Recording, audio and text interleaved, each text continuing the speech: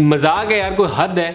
मैं सीरियसली मजाक नहीं कर रहा। ये खबर अभी अभी देख कर आ रहा हूँ। हमारे मुल्क में कोई भी एक आइकॉनिक बिल्डिंग ही नहीं है जहाँ से ऐसी किसी तकरीब को बराह रास्त नशर किया जा सके। अक़वाम मुत्तहिदा ने गुज़िश्ता माह हुकूमत पाकिस्तान को एक मरासला जारी किया था और उस मरासले में उन्होंने अपने मुमकिन फ़ैसले से आगाह किया था।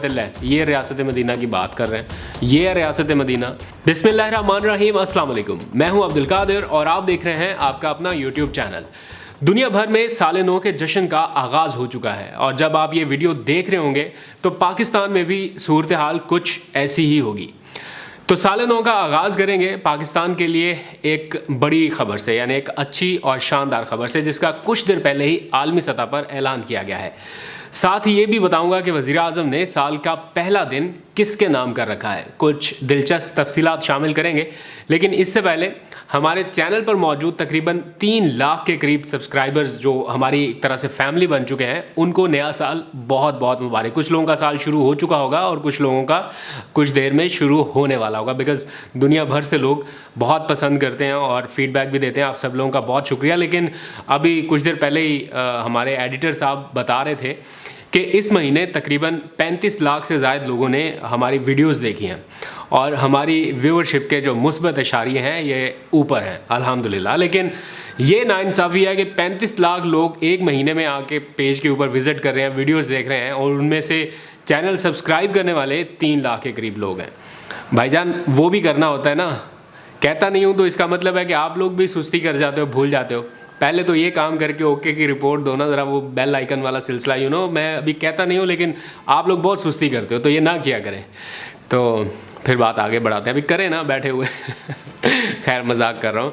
ये प्यार मोहब्बत की बात थी। उम्मीद है कि आप बुरा नहीं मनाएंगे। साले नौ का मौका है तो थोड़ा सा फ़न भी होना चाहिए। तो खैर, खुशियाँ मनाएं, जश्न मनाएं और नए साल को ज़बरदस्त अंदाज में वेलकम करें। जो काम करने का सोच रहे हैं कि इस साल ये करेंगे और काफ़ी अरसे से पेंडिंग है, उसे अपने नए साल का पहला टारगेट समझकर आगाज़ में ही कर दीजिए, चाहे कुछ भी हो। असल जश्न वैसे ये गोरे मनाते हैं, क्रिसमस का हो या नए साल का, वहाँ पर माहौल थोड़ा अलग ही रहता है। मैंने जब से होश संभाली है, दूसरे मुल्कों में इस तरह के जश्न और सेलिब्रेशंस को ज़्यादा देखा है।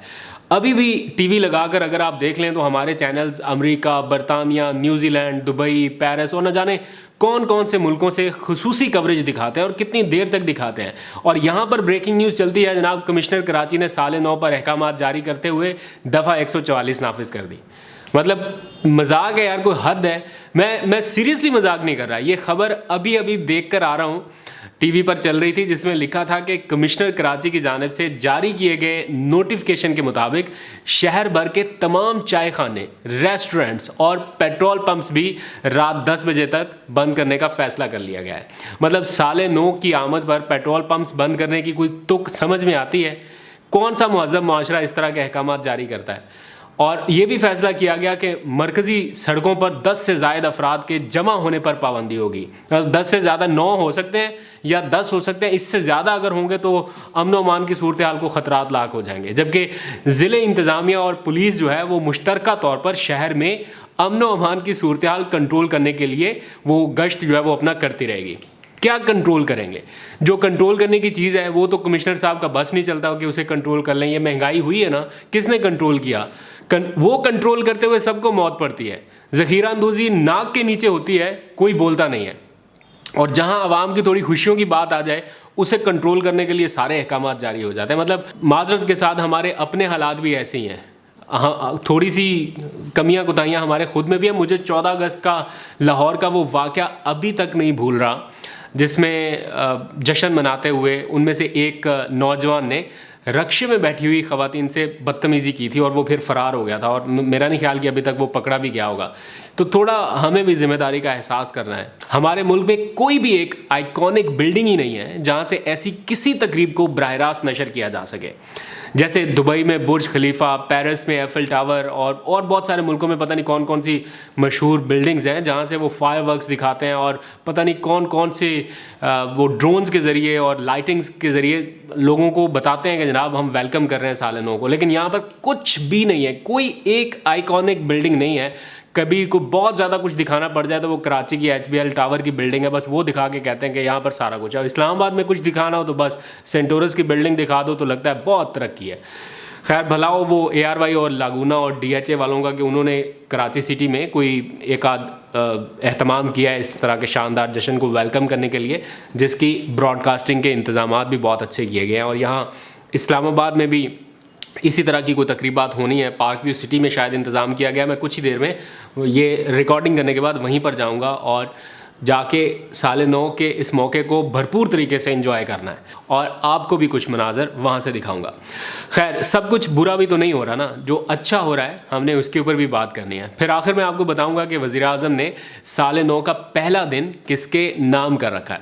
تو جناب پاکستان کے لیے بڑی اور شاندار خبر پر بات کرتے ہیں جو آئی ہے گرین ڈپلومیسی کے میدان سے، اور خبر یہ ہے کہ اقوام متحدہ نے پاکستان کو ایشیا کا فارسٹری چیمپئن منتخب کر لیا ہے، جس کے نتیجے میں پاکستان بطور ریجنل چیمپئن ایشیائی ممالک کی جو فارسٹری مینجمنٹ ہے یا ماحولیاتی مینجمنٹ ہے اس کی سربراہی کر سکے گا.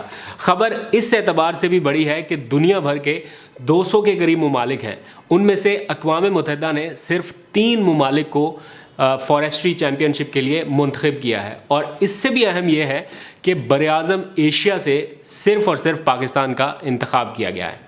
تو یہ اس اعتبار سے بھی بڑی خبر ہے کہ ایشیا میں دوسرے ممالک بھی ہیں لیکن ماحولیاتی شعبے میں شاید ہم کچھ بہتر کر رہے ہیں، اسی لیے پاکستان کو منتخب کیا گیا. اقوام متحدہ نے گزشتہ ماہ حکومت پاکستان کو ایک مراسلہ جاری کیا تھا اور اس مراسلے میں انہوں نے اپنے ممکنہ فیصلے سے آگاہ کیا تھا ابتدائی طور پر، جس کے بعد باضابطہ اعلان آج اب سے کچھ دیر پہلے کیا گیا ہے. اس کے نتیجے میں ہوگا کیا، یعنی پاکستان کی جو وزارت موسمیاتی تبدیلی ہے وہ ایشیا بھر میں اپنا ایک مضبوط کردار ادا کر سکے گی. پھر اقوام متحدہ نے اپنے مراسلے میں واضح بھی کیا ہے کہ یہ فیصلہ وزیر اعظم عمران خان کے گرین ویژن کی دنیا بھر میں پذیرائی اور پاکستان میں 10 بلین ٹری سونامی منصوبے کی کامیابی کے نتیجے میں لیا گیا ہے. اس فیصلے کے ساتھ وزیر اعظم کے معاون خصوصی ملک امین اسلم جو ماحولیات کو دیکھتے ہیں ان کو بھی اہم ذمہ داری اقوام متحدہ کی جانب سے دی گئی ہے. تو یہ بڑی شاندار خبر تھی، سوچا آپ کے ساتھ شیئر کر لوں سال نو کے موقع پر، کیونکہ سیاست کے اوپر آج بات کرنے کا اتنا زیادہ دل نہیں ہے. آگے بڑھتے ہیں، بات کرتے ہیں وزیر اعظم عمران خان کی، جن کی حکومت کا 4 دسمبر بھی گزر گیا. سرد دسمبر کے آخر میں جاتے جاتے عوام کا پارا مہنگائی اور منی بجٹ کے اعتبار سے کافی ہائی رہا اور بہت زیادہ فیڈ بیک آیا ہے. سیاسی معاملات پر گزشتہ روز کے ولاگ میں تفصیل سے بات کر چکا ہوں. میں نے آپ کو وہاں کے اندرونی مناظر بھی کچھ ایکسکلوزیو دکھائے کہ کس طرح سے یہ سارے پاور کوریڈورز میں ایکٹیویٹیز ہوتی ہیں. اگر آپ نے نہیں دیکھا تو بہت انٹرسٹنگ ولاگ ہے، جا کر ضرور دیکھیے گا.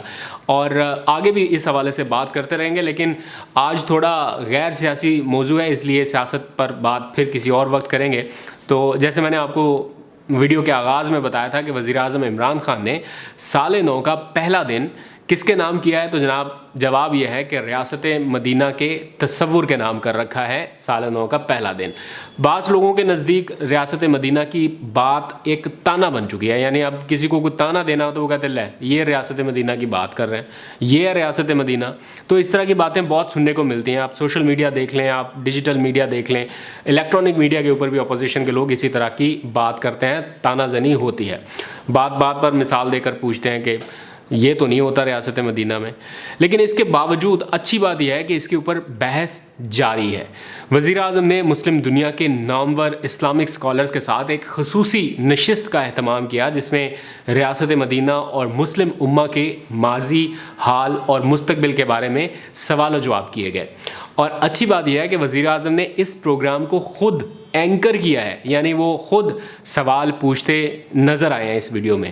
مختلف ممالک سے تعلق رکھنے والے اسلامک اسکالرز نے تفصیل سے ان سارے سوالات کے جواب دیے جو وزیر اعظم نے ان سے پوچھے. وزیر اعظم آفس سے اس حوالے سے ایک ویڈیو بھی ریلیز کی گئی ہے اور بتایا گیا ہے کہ وزیر اعظم کی گفتگو کا جو پہلا سیشن ہے وہ کل یعنی سال نو کے آمد کے موقع پر سرکاری ٹی وی پر دن 2 بجے کے قریب نشر کیا جائے گا. 2 حصوں میں یہ گفتگو ہے، تو اتوار کے روز اس کا دوسرا سیشن جو ہے وہ بھی نشر کر دیا جائے گا. سیاسی اور مذہبی اختلافات سے بالا تر ہو کر میری یہ ریکویسٹ ہے آپ سے کہ سیاسی اور مذہبی اختلافات سے بالا تر ہو کر ایک بار یہ سیشن ضرور دیکھنا چاہیے، کیونکہ اسلامی اسکالر وزیر اعظم کے ریاست مدینہ کے تصور کو کس طرح سے لے رہے ہیں اور ان کی اپنی کیا رائے ہے وہ بھی جاننے کا موقع ملے گا. اور پروگرام کے جاری کیے گئے پرومو کے ایک سیگمنٹ میں دیکھا جا سکتا ہے کہ وزیر اعظم ان اسکالر سے مسلم ورلڈ کے نوجوانوں کے لیے خاص طور پر سیرت النبی صلی اللہ علیہ وآلہ وسلم سے متعلق سوالات بھی کر رہے ہیں, اور ان علماء اکرام کے جو جوابات ہیں وہ سننا بڑا دلچسپ ہوگا کہ وہ کیا بتاتے ہیں اس بارے میں. میرے لیے یہ سب دیکھنا اس لیے بھی حیران کن ہے کہ انتہائی مصروف شیڈیول میں سے وقت نکال کر ایسی چیزوں کو ٹائم دینا یا ایسی چیزیں کرتے حکمرانوں کو بہت کم دیکھا ہے. سیاسی, قومی اور ملکی امور میں تو سارے ہی مصروف ہوتے ہیں, اور اس قدر زیادہ مصروفیت ہوتی ہے کہ ایسی چیزوں کے لیے شاید وقت نہیں ملتا. لیکن وزیر اعظم کو عالمی اسکالرز کے ساتھ اس طرح بیٹھا دیکھ کر صحیح بات ہے اچھا لگا. آپ لوگ اپنا فیڈ بیک ضرور دیجیے گا اور بتائیے گا کہ آپ کی کیا رائے ہے, اور خاص طور پر سال نو کی کیا آپ کی ریزولوشن آپ نے سیٹ کر رکھی ہے, کس طرح سے سیلیبریٹ کرنا چاہتے ہیں یا کس طرح سے کر رہے ہیں. آپ کے فیڈ بیک کا انتظار رہے گا. آج تک کے لیے اتنا ہی. اپنا بہت سا خیال رکھیے گا. اللہ حافظ.